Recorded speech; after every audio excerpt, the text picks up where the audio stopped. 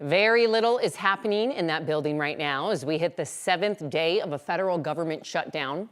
The House of Representatives isn't even in session until next Tuesday. And now, while federal law guarantees back pay after the shutdown ends, House Speaker Mike Johnson says some analysts believe back pay may not be appropriate for federal workers. Thanks for joining us. I'm Sam Shocker. Now, more and more essential federal workers are not showing up without pay, and it's obvious at DIA and several other airports. California's Burbank Airport went without air traffic controllers for 6 hours yesterday, and ground delays here in Denver were up to 40 minutes. 9 News' transportation reporter Brianna Fernandez was at the airport this morning. As of Tuesday morning, we haven't seen any ground delays here at Denver International Airport. Very different than what we were seeing late last night. But we are seeing this morning a lot of delays and a lot of cancellations. Now, according to CNN, Denver International Airport in Newark saw ground delays where flights were banned from taking off until air traffic controllers were able to handle them.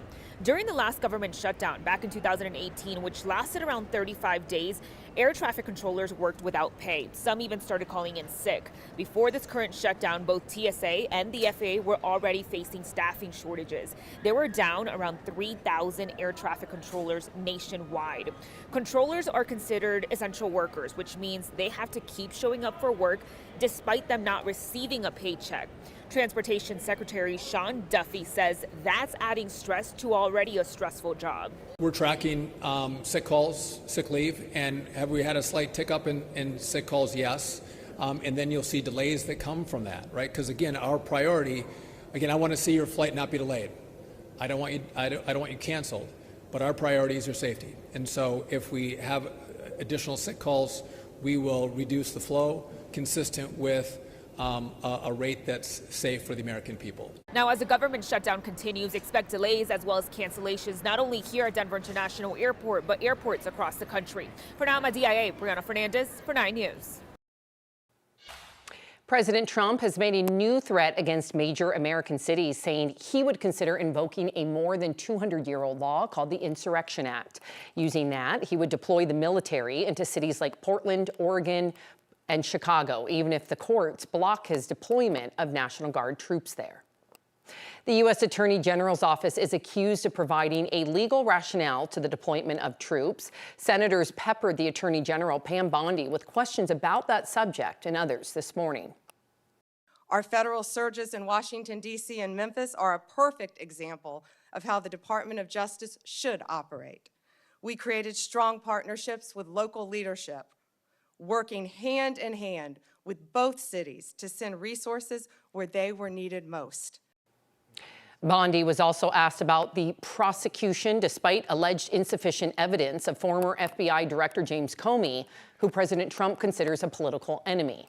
The U.S. attorney who brought the case is a Trump loyalist, but Bondi said Comey was indicted by, quote, one of the most liberal grand juries in the country.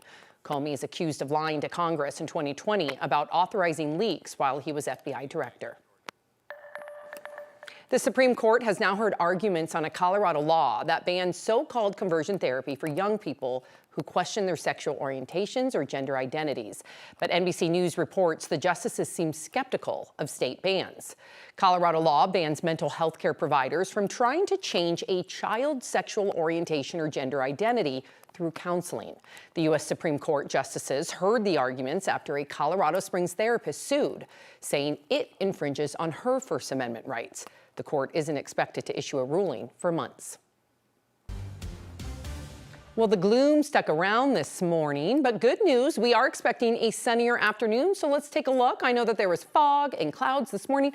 I see a little bit of blue sky, maybe. Am I being hopeful? Let's check in now with meteorologist Chris Bianchi. Are we going to see a clearing? I feel like I might see some blue skies behind those clouds. Oh, it's starting to see some little peaks of it, Sam. You're exactly right. Good vision. Good job eating your carrots there. You look off into the distance, and you kind of squint a little bit here. We're starting to see just a little kind of vaguest bits of blue for us here across the Lookout Mountain area. And by the way, this cloud deck that you're looking at, it's only about 500 to 1,000 feet deep. So this is going to break up here within the next probably few minutes. We're talking about within the hour. We'll be breaking up that cloud cover and getting into some of that sunshine. But still for now, looking like Seattle once again. Temperatures mostly in the 50s for us around the metro area. 40s, 50s, Eastern Plains, 50s for us in the mountains. And fun fact, it is warmer for us in the mountains because that cloud deck, I mentioned how thin it is. It cannot go up and over the mountains, so it's much warmer in the mountains for us today compared to the Front Range in eastern Colorado. Radar's quiet as could be right now, though, despite the fact that we do have that cloud cover. All those showers that we had yesterday, they're well off to the east.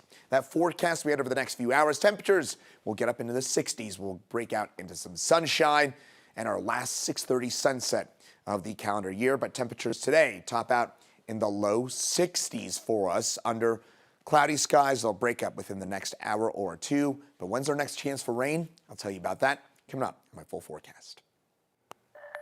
Chris, thank you. The mayor of Loveland has extended a helping hand to the homeless who just lost the city's only overnight shelter. She allowed a group to stay in City Hall, and it did not sit well with some. The issue will be discussed in a council meeting later today. After a vote failed to reopen the shelter last week, dozens of people experiencing homelessness who were staying there moved outside the Loveland Municipal Center. Then, last night, when the rain and cold came through, the mayor opened the doors to let some people stay inside.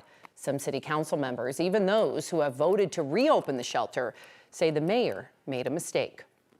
She does not have that authority, and she did not have the permission of the city manager to do that. So do I need permission? I think I did what I should. I notified city manager, city attorney. But then police swept the encampment outside City Hall, forcing people to pack up or get a ticket. Tonight's city council meeting is set to discuss short-term and long-term solutions. The Bueno Center for Multicultural Education at CU Boulder is facing an uncertain future after losing more than $3 million in federal funding.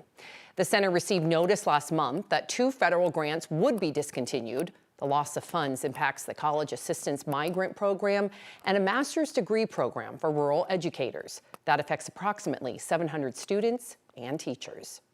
In the letter, it said that it was discontinued because one of the activities, a workshop that we were doing, didn't align with the current administration priorities. We've never had this happen like this before. I mean, we were already awarded the money. I think that's the frustrating and disappointing part.